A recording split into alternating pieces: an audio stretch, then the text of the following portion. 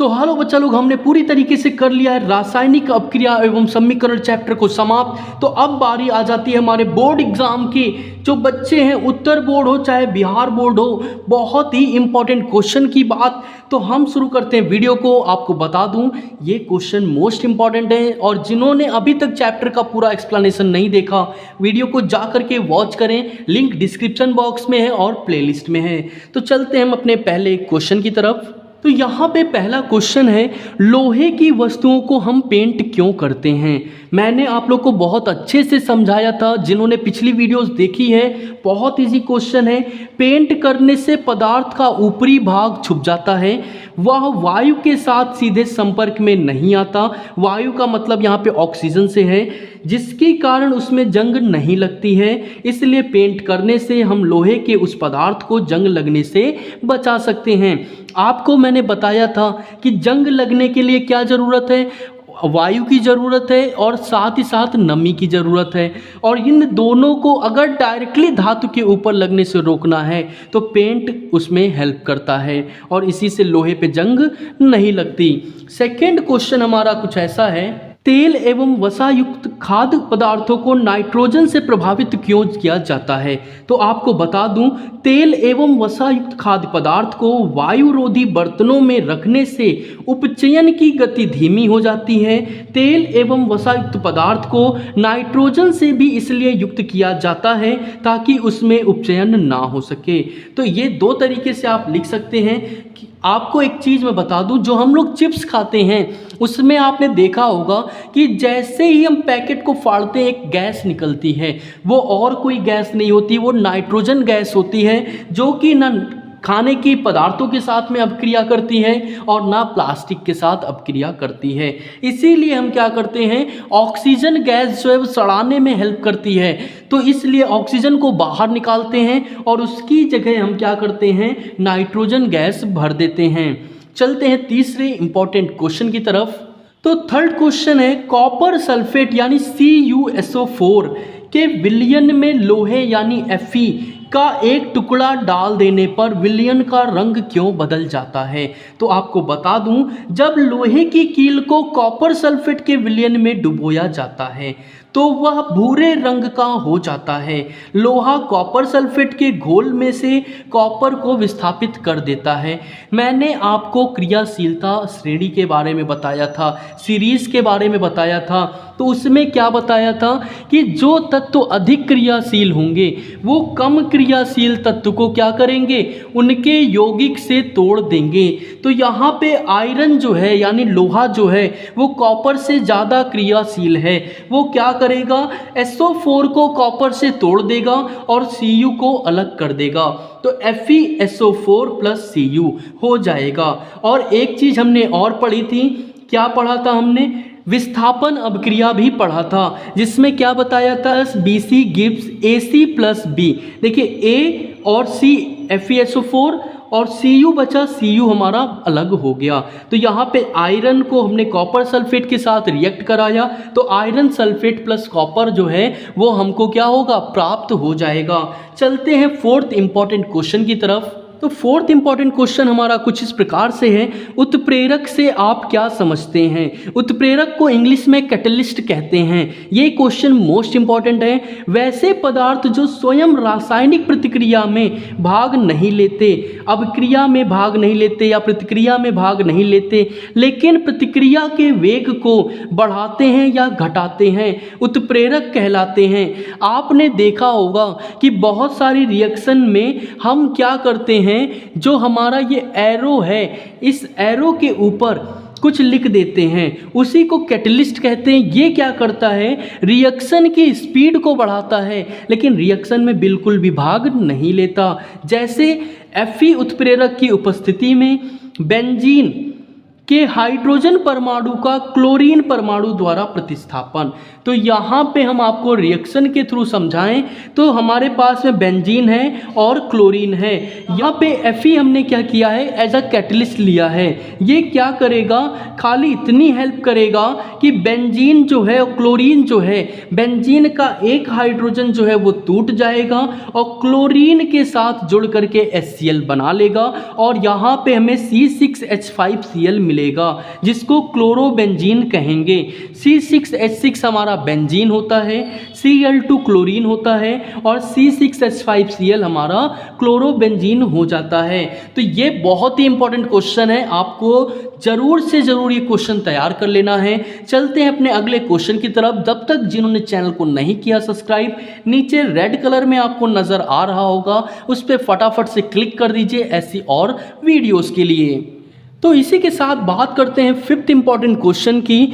वायु में जलाने से पहले मैग्नीशियम रिबन को साफ क्यों किया जाता है? ये भी एक बहुत ही इंपॉर्टेंट क्वेश्चन है। यदि मैग्नीशियम रिबन नम वायु के संपर्क में रहता है तो उस पर सफ़ेद रंग की मैग्नीशियम ऑक्साइड की परत जम जाती है। यह परत मैग्नीशियम के जलने में अवरोध पैदा करती है, इसलिए मैग्नीशियम रिबन को पहले रेगमाल से साफ किया जाता है। रेगमाल का मतलब क्या है? सैंड पेपर, जिसको आपने पुताई उताई के टाइम पे देखा होगा घिसते हुए, ठीक है। तो इसके ऊपर एक सफ़ेद रंग की क्या होती है? मैग्नीशियम ऑक्साइड की परत जम जाती है, जिससे बचाने के लिए या उसको हटाने के लिए हम क्या करते हैं? पहले उसको साफ कर लेते हैं। तो इसी तरीके से आपको क्या करना है? आंसर लिखना है, एक एक चीज हाईलाइट करना है ताकि आपके एक भी मार्क्स ना कटें। चलते हैं सिक्स्थ क्वेश्चन की तरफ। सिक्स्थ क्वेश्चन है प्रतिस्थापन अभिक्रिया क्या है? उदाहरण दें।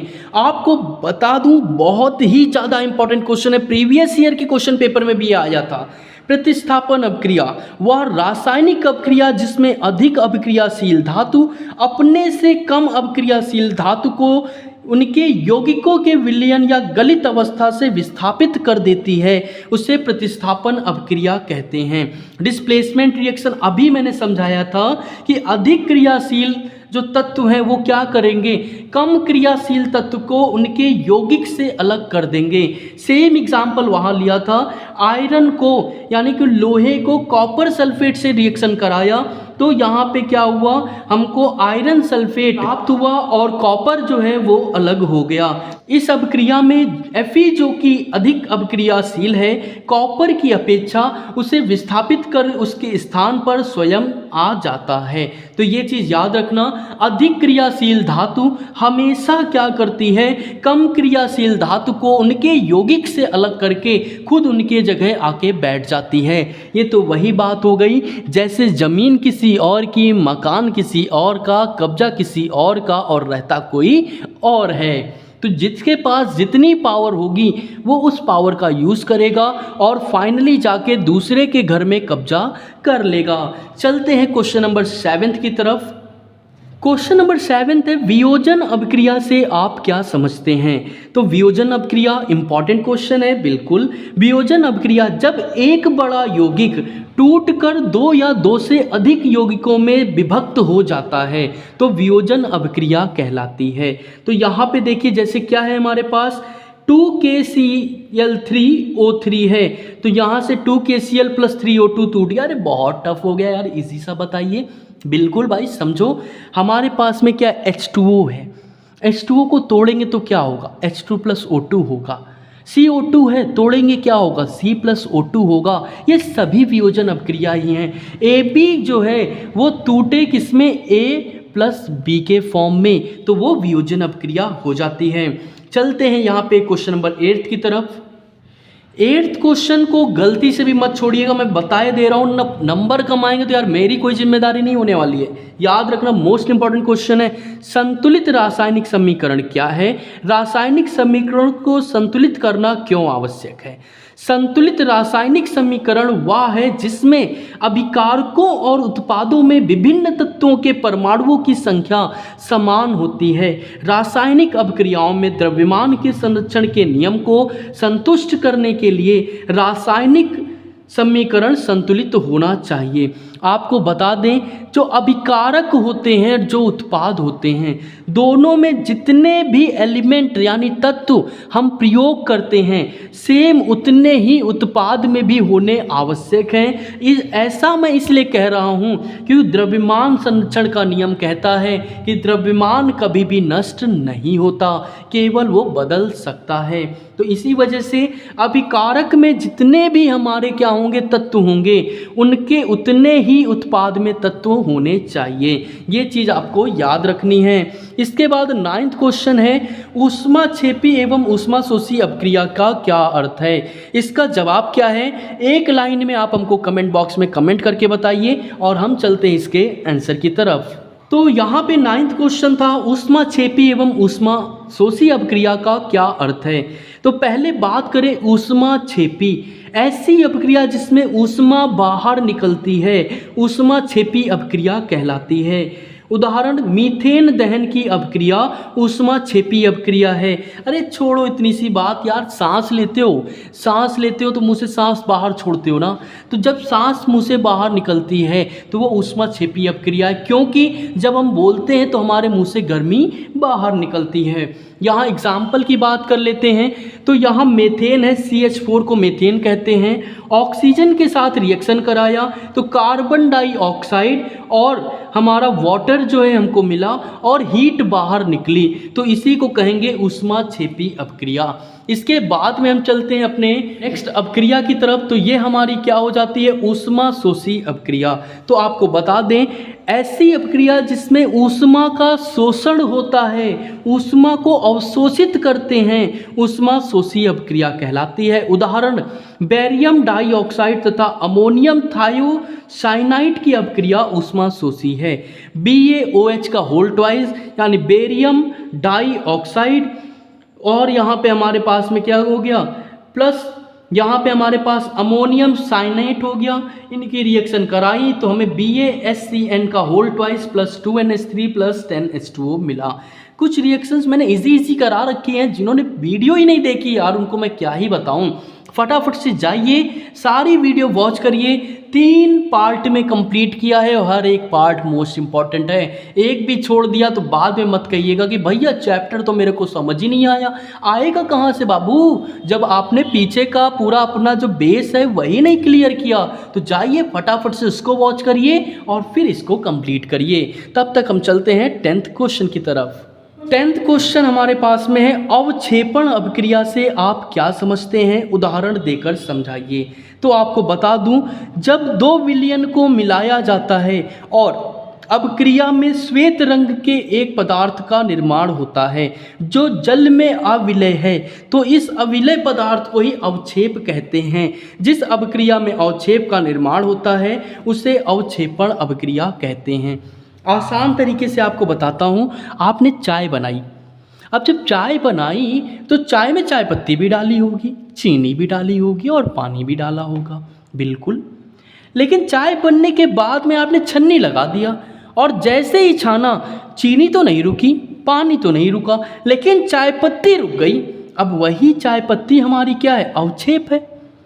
और पूरी प्रक्रिया क्या है? अवक्षेपण है। तो सिंपल सी बात है ना, जब भी क्या करते हैं, 2 विलयन को मिलाते हैं और अपक्रिया से श्वेत रंग का कोई पदार्थ हमको निकलता है बाहर, जो जल में नहीं घुल सकता है, चाय पत्ती जल में नहीं घुल सकती है, उसी को अवक्षेप कहते हैं और अपक्रिया को अवक्षेपण कहते हैं। चलिए रिएक्शन के थ्रू भी भाई कुछ समझ लेते हैं, वरना आप कहेंगे सर जी थ्योरी बता के निकल जाते हैं। Na2SO4 plus BaCl2 gives BaSO4 plus 2NaCl।